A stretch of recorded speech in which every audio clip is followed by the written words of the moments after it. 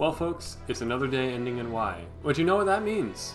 Another celebrity has been caught drunk driving. Our winner chicken dinner today happens to be none other than the Justin Timberlake. And today I'm going to tell you everything we know about the case so far.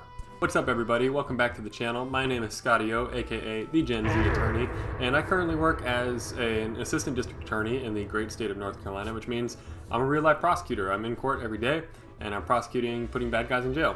And like I just said, on this channel I break down these high profile criminal cases involving celebrities, politicians, just anything you see in the news that I want to pull the curtain back to give you the real story and the real details about what happened and give you my perspective on how I would approach the case as a prosecutor. Which brings us to today's story, which is Justin Timberlake. Now, we don't have too many details so far, but we do have a pretty good amount, enough to at least give you an initial case overview about what we're looking at here. Basically, Justin Timberlake, which of course, huge worldwide pop star, super famous, super popular, currently on a world tour. He was partying with some friends at a hotel in the Hamptons, which if you don't know the Hamptons, very bougie, very ritzy. A lot of rich and famous people live there. So he was up there at a hotel having a party with some friends, and Mr. Timberlake appeared to have a little too much to drink that night. So he ends up leaving the party and is following another car, following his friends to their house in the Hamptons when police saw that he was unable to stay in his lane. He was swerving a little bit, and he also blew through a stop sign. So seeing that kind of bad driving, that gives an officer what's called reasonable suspicion to make the stop. Officers just can't stop you for no reason. They have to have a reasonable, articulable suspicion that you may have committed a crime. This type of bad driving at this time of day, which was, the middle of the night, there's some strong indicators that this person might be impaired, otherwise why are they driving so badly? So the officer pulls him over, initiates a traffic stop, and makes contact with JT. Funny enough, the officer actually doesn't know who he is. People are saying it's because he's too young, which yeah, to be fair, Justin Timberlake joined NSYNC in 1995, which was before this officer was born.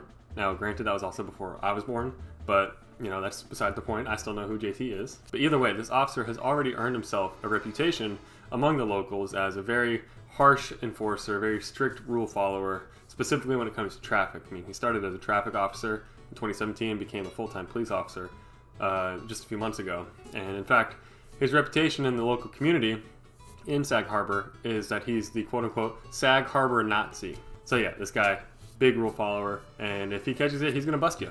So anyway, officer starts talking to Justin Timberlake and asks him, hey, have you ever anything to drink? Which he says he had one martini at the bar, which, the classic answer, what we always hear, what we always see in my courtroom, oh, they just had one or two drinks and it was like 3 hours ago, so they're good, they're cool.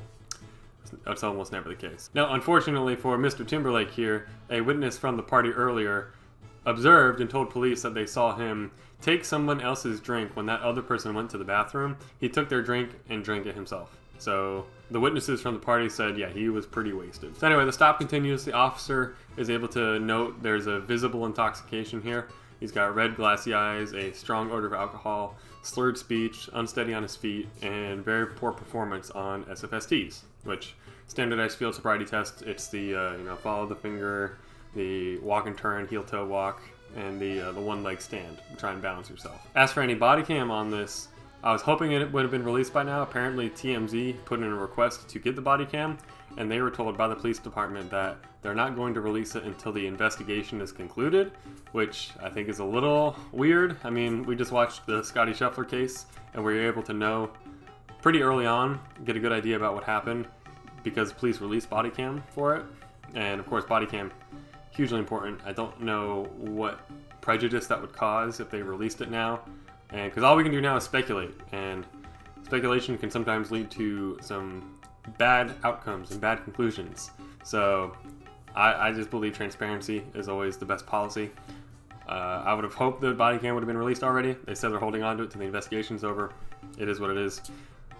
You best believe though, as soon as they release that body cam, I'll be right back here making another video and going through it step by step. But either way, we'll see if the body cam corroborates what this officer said, which was the telltale signs of impairment from red glassy eyes, odor of alcohol, slurred speech, unsteady on his feet, and bad SFST performance. Now, he did refuse a chemical test, which would mean either the roadside breath test or the intoxilizer back at the station, where that's what gives you the number for the intoxication, where here in North Carolina, the number is 0.08. and that's the legal limit in most places. I don't know if that's what it is in New York, but I'm assuming it is. So that is going to cut in JT's favor that we don't have an actual number, because yeah, if there was a number here that was over 0.08, it'd be guilty, open and shut case.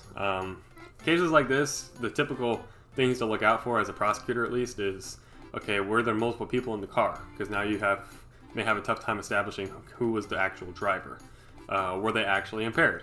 Where the number is your most clear indicator of impairment, but sometimes they refuse to test. And if you don't go get a warrant to draw their blood and test it that way, which police can do, but don't always do.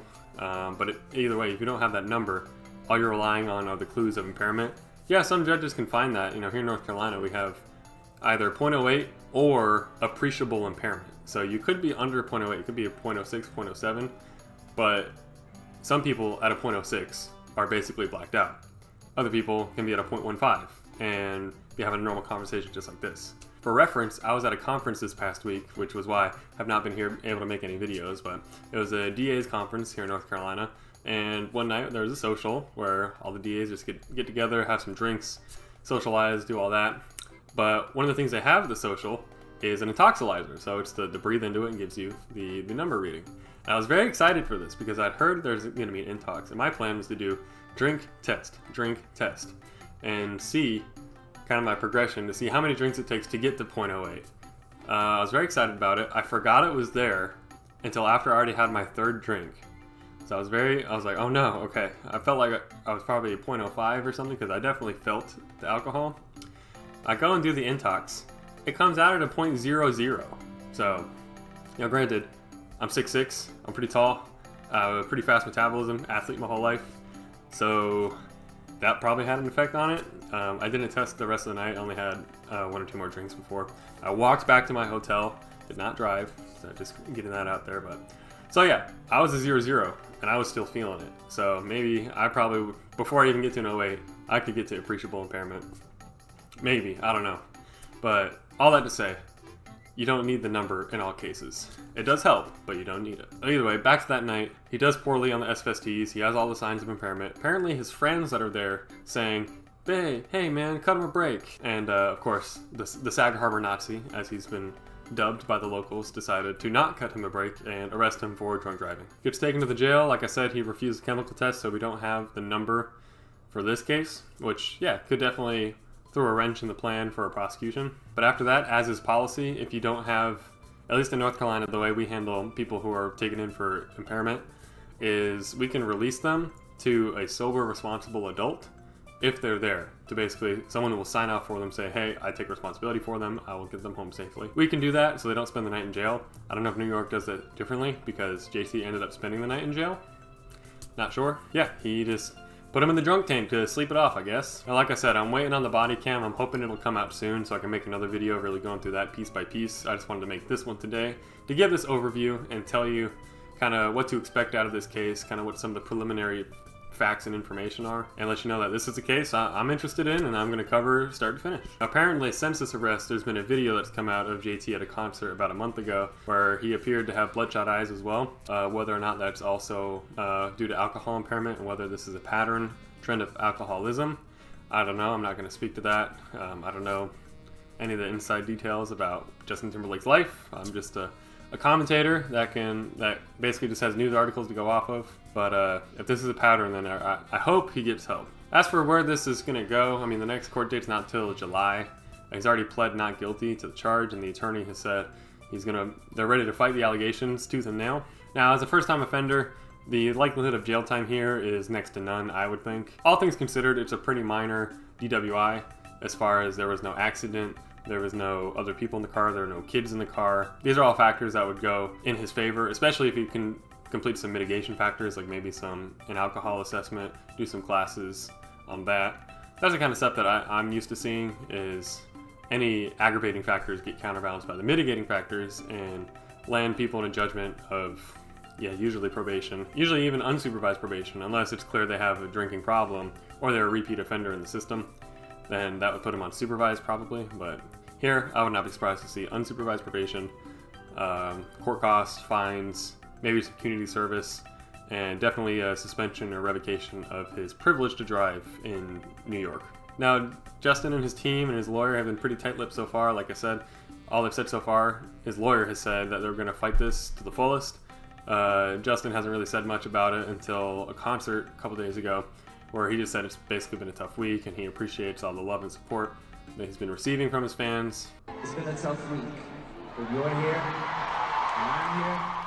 I know sometimes I'm hard to love, but you keep on loving me, and I love you right back. Thank you so much. So, very, very standard stuff. He's got to be careful though, because any statement he makes, anywhere, in any public setting, can be used against him.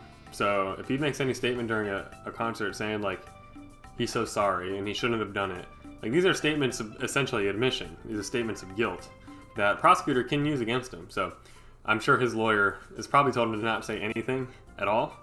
That's usually the smart policy, because you can only really get yourself in more trouble from what you say. You can't really dig yourself out of trouble. I wonder if the lawyer gave him the green light to speak at his concert like that. If he did, he would have told him keep it very vague, nothing incriminating. But I imagine the lawyer probably would have not said to say anything. So yeah, that's all we've got so far. Like I said, I'm waiting on the body cam with the rest of y'all. As soon as we get that, I'll make a video, go through that piece by piece, and show you what I'm looking for as a prosecutor. But either way, we will see what happens on the next court date, and I'll continue to track this as this case progresses and give y'all the updates as they come. That's really all I got for today's video. If you like this kind of content, be sure to drop a like, that really helps, and subscribe to come back for more. This is what I do here. I talk about cases, break them down, tell you everything that I see as a prosecutor, which don't get a lot of that here on YouTube. And of course, if you made it this far in the video, then drop a comment down below and let me know what your favorite Justin Timberlake song is. And whatever comment gets the most likes, I'm going to shout that out in the next video. My personal favorite, it's close between Sexy Back and Suit and Tie, but I think I gotta give my title to Suit and Tie. I'm gonna give my flowers to Sexy Back. The song's a banger, but Suit and Tie is even more of a banger. So yeah, let me know down below what your favorite song is. But yeah, other than that, that is all I got for today. So I will hope to see you on the next one.